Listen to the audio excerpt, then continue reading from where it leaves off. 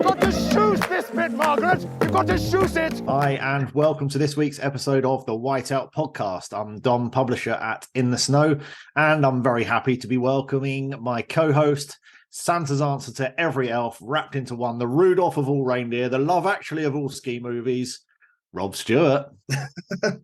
Oh, that's a Christmas introduction, isn't it? Yeah, thanks for that. And indeed, once again, a grand introduction from you. So it's a great time to give a shout out to our two charity partners, Rob. Firstly, we're proud to support Snow Camp, the game-changing national youth charity who turn young lives around with the power of snow sports. They do amazing work by harnessing the power of skiing and snowboarding to develop life skills, qualifications, and positive opportunities for over 1,000 hard-to-reach young people year on year. Do go ahead and visit our charity partner today, snowcamp.org.uk. Yeah, Dom, absolutely fantastic charity, Snow Camp. But I'd also like to give a big shout out to the Ellie Suter Foundation, who have just announced another athlete, 12-year-old alpine skier Xavier Poynton, as a new grant-funded skier on their programme. This now means they're looking after 4 of the UK's top up-and-coming prospective Olympians, which is unreal for this fairly new charity. And go and check them out, the Ellie Suter Foundation. Fantastic, Rob. Thanks very much. I'm just going to crack straight into it. So this week we'll be looking at ski news. Obviously, where is the best place to ski right now? And our top trumps of resorts this week. It's the resorts beginning with C, Dom. And this week we have 2 resorts, Courmayeur, and of course it also has to be Cron, Montana. So a Swiss chocolate, we say, was a Swiss chocolate box versus an Italian beauty. So who will win the top trumps this week? Let's find out later. Yes, Rob. Yep. We've also got our gear guide where we pick out some of the coolest gear that we spotted in the last week or so. This time I thought we'd do a little bit of a roundup of what went on during 2022. Where did it go, Rob? Where did 2022 go? That's a good idea. It sounds like we've got a packed out show, Dom, as usual, and in all in about 20-25 minutes, right? So we better get cracking.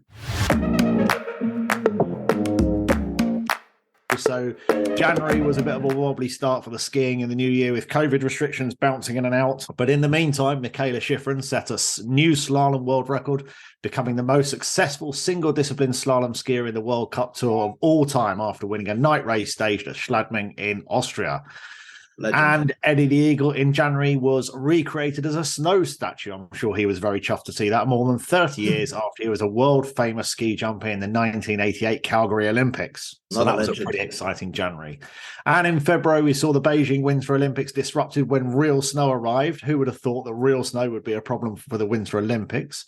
And our very own, well, Scotland's very own anyway, Kirtsy Muuir took 5th place at the Olympics Big Air Final. I expect she hasn't come down from that very high since then.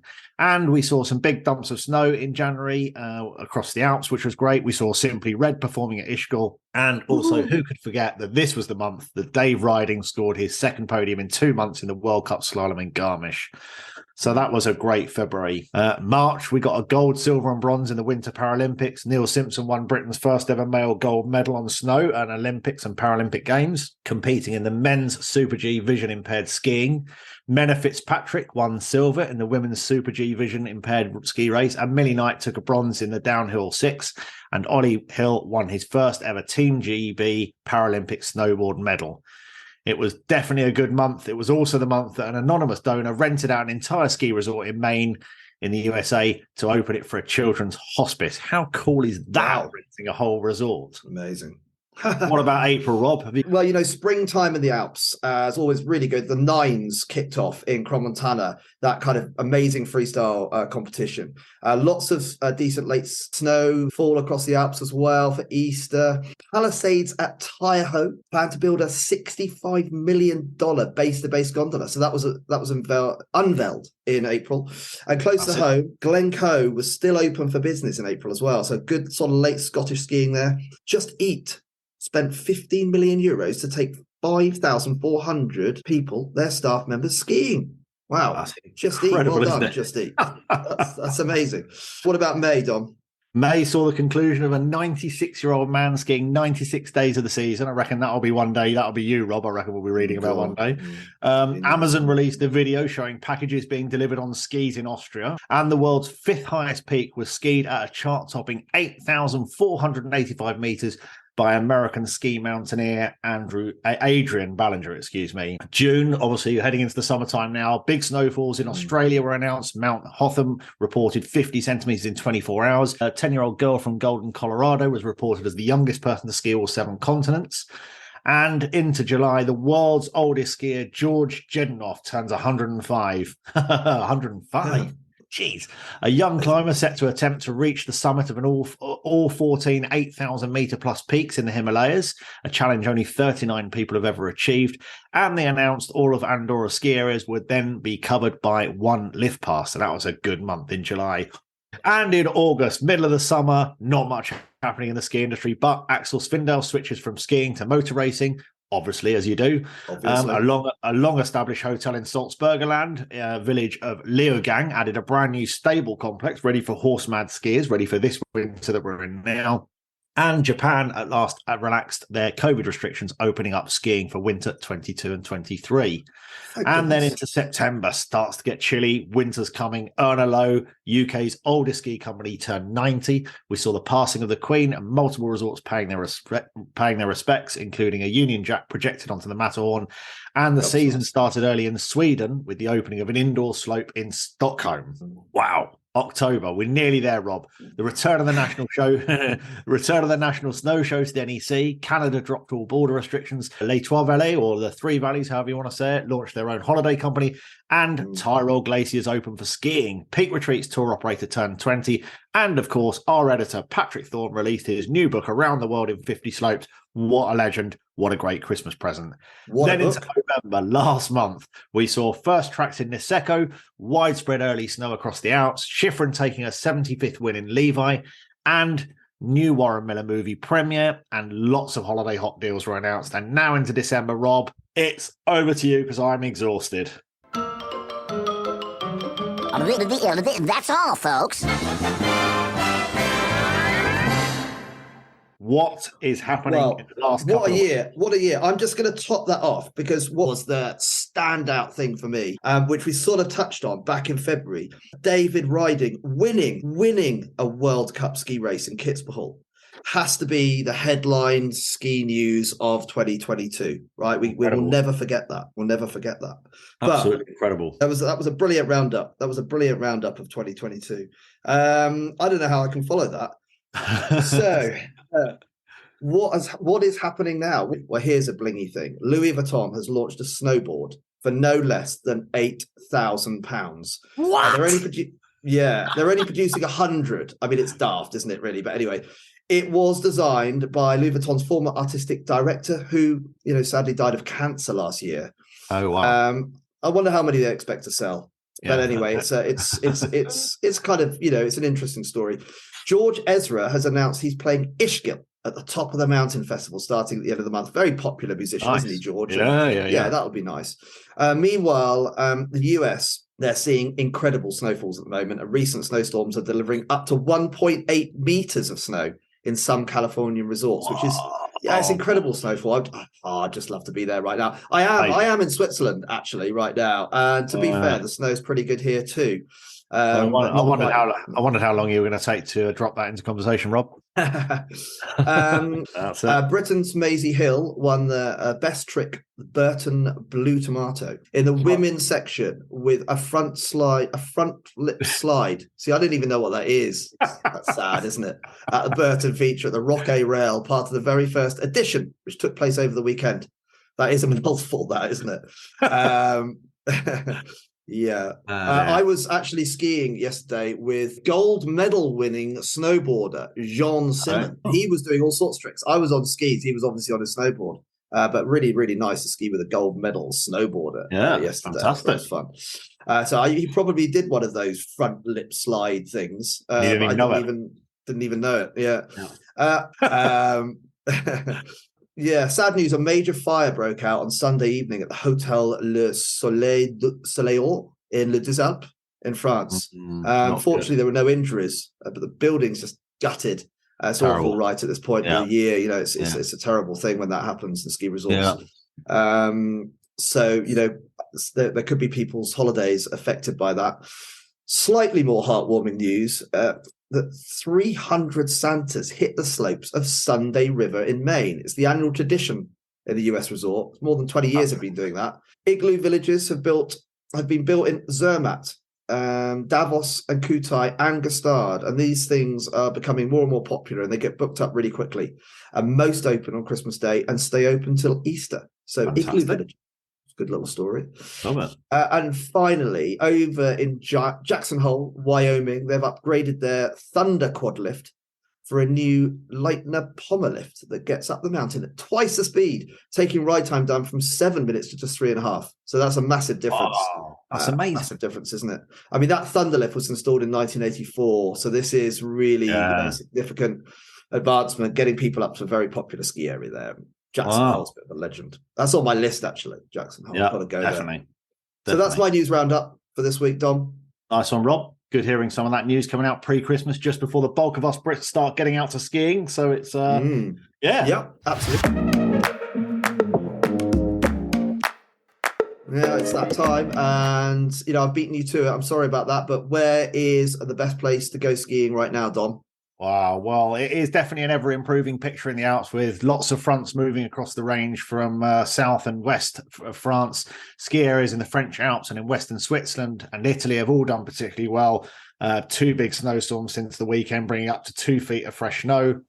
As a result, there's improving snow depths, and snowline levels have been dropping down to valley floor levels, meaning better conditions for low-lying ski resorts and valley runs, as well as those up high. And obviously, with cooler, much colder temperatures in some places, snow cannons have been firing. Châtel is one of those resorts that got particularly heavy snowfall and looks absolutely fantastic in the pictures. Temperatures have been super cold across the Alps over the last couple of weeks. They've increased a little, which often helps. And pictures from Les Arcs and Arc 1950 look lovely and snowy, with trees laden with snow, which always looks lovely, especially at this time of the year when it gets to near to Christmas. Les Deux Alpes, same story there, despite the nasty fire that went on. Conditions are looking pretty good, with some constant snowfall, temperatures remaining at a good level. Alpe d'Huez also looking good, 1 metre of snow at the top, and temperatures getting down to about -10. The Valais in Switzerland also looking great, with a blanket of snow coverage in time for Christmas, and the next few days favours the Western Alps. Earlier this week, we saw some heavy snow dumps in Les Muuir and Val Thorens, as well as Val d'Isère, who saw a significant dump, and Serre Chevalier seeing between 15 and 40 centimetres of fresh snow. All great to see after a bit of a shaky start. And in the Tyrol in Austria, nice conditions on piste, not so much off piste, but it is still early days, and snow keeps on coming almost daily, which is very heartening. There's been snowfall too in the Pyrenees, at Sierra Nevada, in southern Spain, and over in northeastern Europe for ski centres in countries like Czech Republic, Slovakia, Poland, all seeing some good snow. In Scandinavia, it's getting darker, with sun dropping below the horizon at Finland's largest ski area of Levi earlier this week, and not due to reappear until January the 1st. But floodlit slopes keep things moving for those skiers that are keen on the pristine powder. -10 to -30 degrees. Oh my God. It's -10 where I am near London today. It's absolutely incredible. Scotland's first ski slopes have opened for the 22-23 season last Monday, with Glenshee taking advantage of the current cold weather in the UK to open several runs,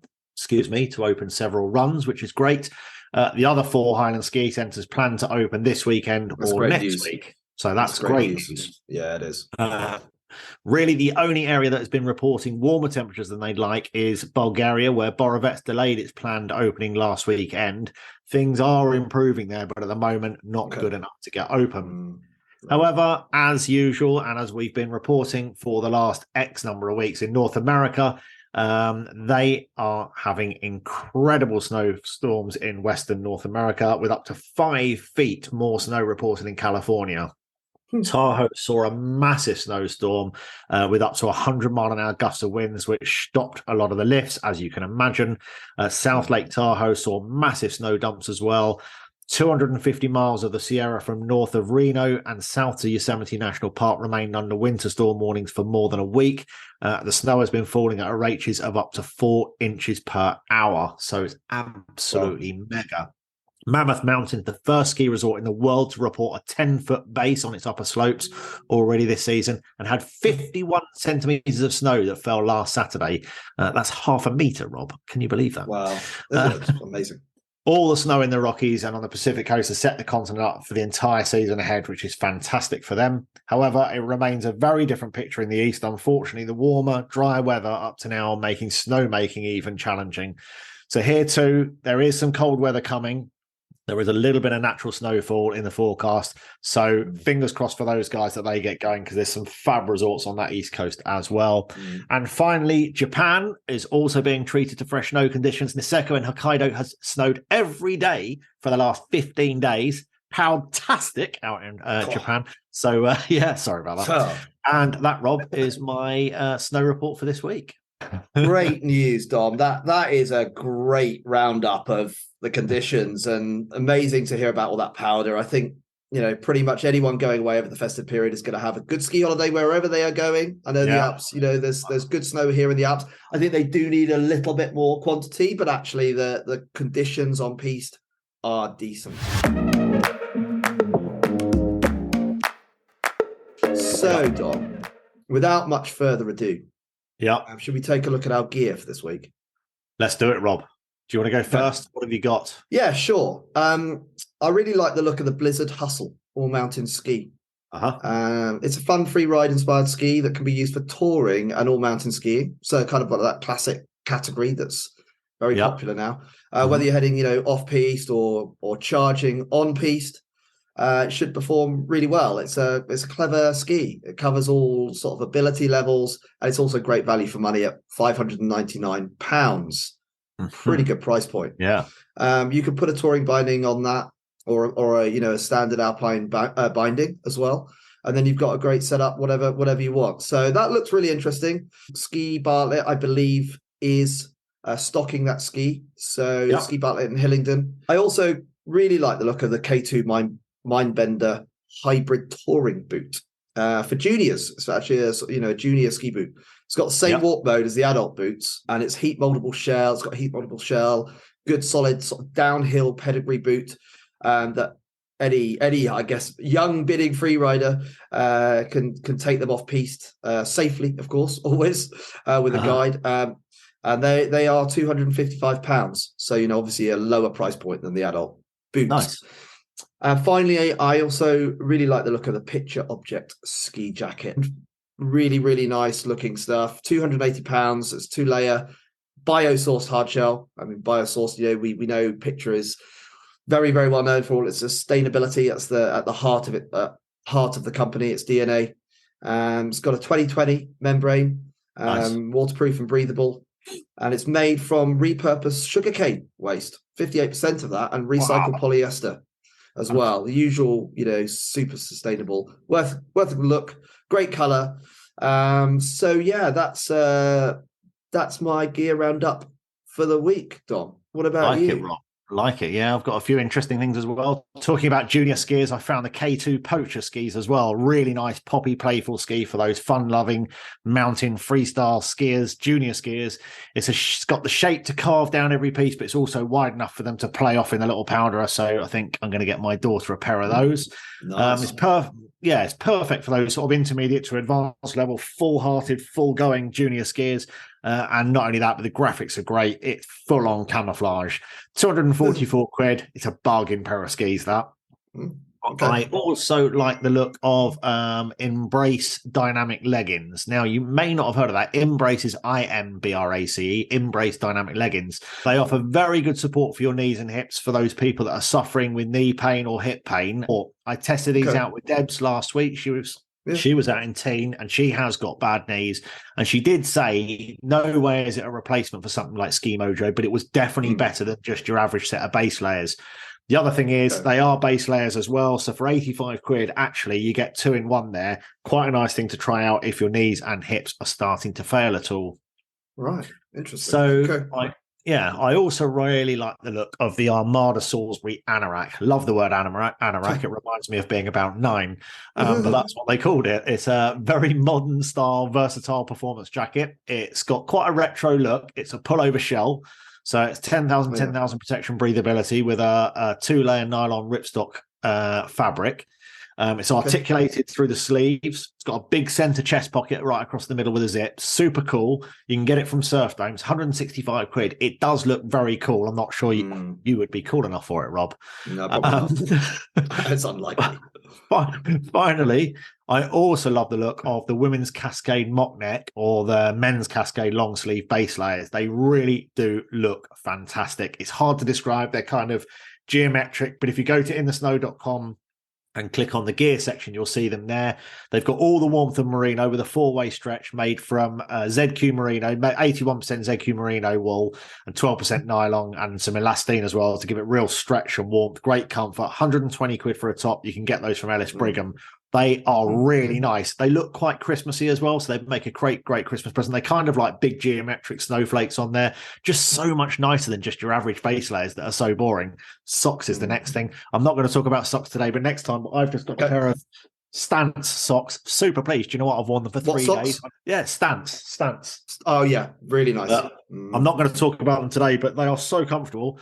Don't tell anybody. I haven't taken them off for 3 days.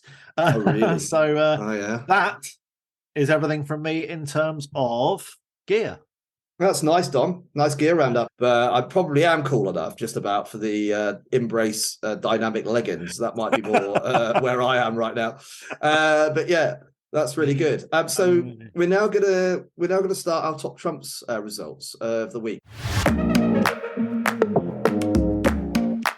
And this week it is C. And Dom, I'm on Crans-Montana, and you, which is a Swiss classic. What are you bringing to the party, Dom?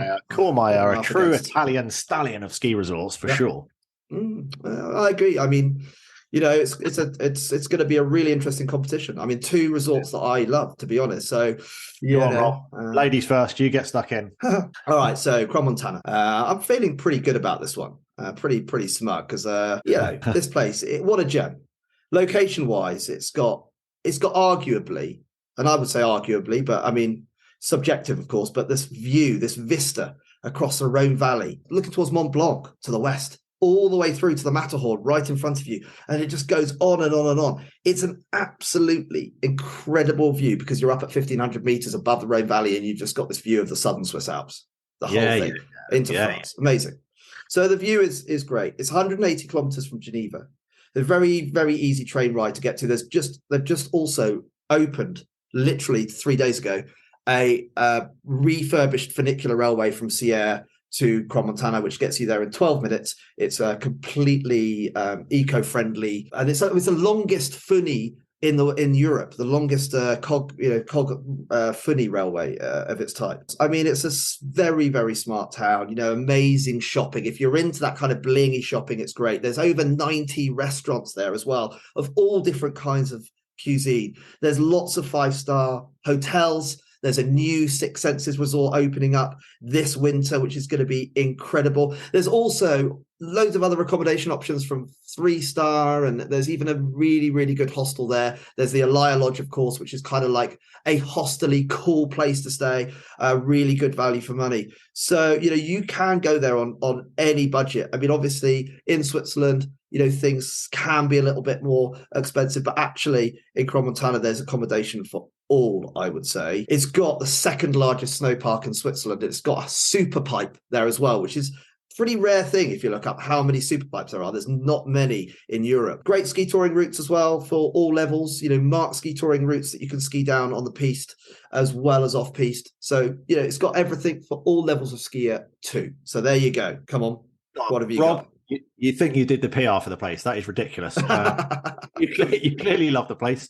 Well, my Italian stallion resort is Courmayeur. So we're just the other side of the Mont Blanc tunnel, just over from Chamonix. It's in Aosta. We're talking about an hour and 20 from Geneva, so about 120 Ks. So very, very easily accessible. It is a truly beautiful resort. Sophistication, mountain culture, superb dining, not to mention great skiing.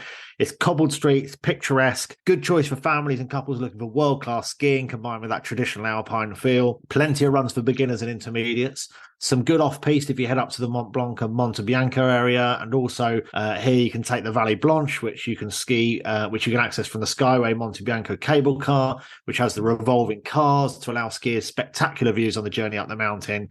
So, Rob, who's feeling smug now? Courmayeur, you can't beat it. Yeah, no, I mean, it's fair enough, Dom. It's a great ski resort. I'm not going to argue against Courmayeur at all. You know, I'm just putting my resort forward. But anyway, this is a game of top trumps. So actually, what we've got to do is look at the stats. Let's look at the stats. So look at the stats, and then we can decide on the science. What kind of ski resort is going to win this? So let's start with the resort level. I'm at 1,500 meters. Where are you, Dom? Damn it, 12:24. You've pipped me by just a few hundred meters there at resort. Okay. Come on, that's pretty much equal. Okay. Highest point. I mean, you could say 3,000 meters. Technically, it's 2,927 meters. What about you, Dom? Smash the 3,000 meter barrier. 3,446. 3,446. Yeah. Okay. All right. Okay, I'll take your word for that. Right, so you got me on the altitude front there, Dom. So I think we're fairly even right now. What about kilometres of piste? Yep, kilometres of piste, we are 41. Sorry, didn't catch that, Dom. Sorry, what was that? Yes, we're not one of those mega resorts, but you know, Rob, you know that it's not always about size. Okay, well, anyway, 140 kilometres. I think I've got that one. Yeah, I think you got that one. Moving on. What about numbers of lifts, Rob? I've got 18. Yeah, and I've got 19. All right, so we'll call that evens. Fair enough. Go on then. What's a lift between friends? We're pretty close, aren't we? I think we're pretty close. It's going to get boring. People are going to think we're fixing this, but I think we were just lucky that we pulled out two good resorts. Look, let's face it, Dom. Courmayeur and Crans-Montana are both pretty amazing places, and I think so it makes sense that our schools are kind of here. But yeah, we're not competing against sort of little local one lift towns, are we? So there we are. That's a good roundup for this week. I think we've probably done our time because I know you've got a flight to catch. You're in Grindelwald right now. I'm itching to get out skiing. I'm going to be out over New Year. Listeners, I just want to say a big thanks for all your support this year. We never dreamed of getting 2,000 downloads by now, more than 300 a week. We wouldn't be here without you. Tell all your friends if you love us. Don't tell anybody if you don't like us. Tell them to search up the Whiteout podcast on all their favourite directories. Keep on supporting us. We can't keep doing it without you. Merry Christmas to everybody. And if you do have spare time over the holidays, don't forget to listen to the interviews of some of those ski legends that you did, Rob, Bodie Miller, Lindsey Vonn, day riding, need I say more. Rob, have a great Christmas and a safe journey back. Next time I talk to you, I'm going to be in Teen, another French great resort. Oh, yeah. Nice one, Dom. You have a great Christmas too. Should I say, Auf Wiedersehen, Freulich Weihnachten. That's Merry Christmas to you and me. Nice one, Rob. See you later. Mais non, talkie-walkie. Pretty sure it's called a walkie-talkie, mate.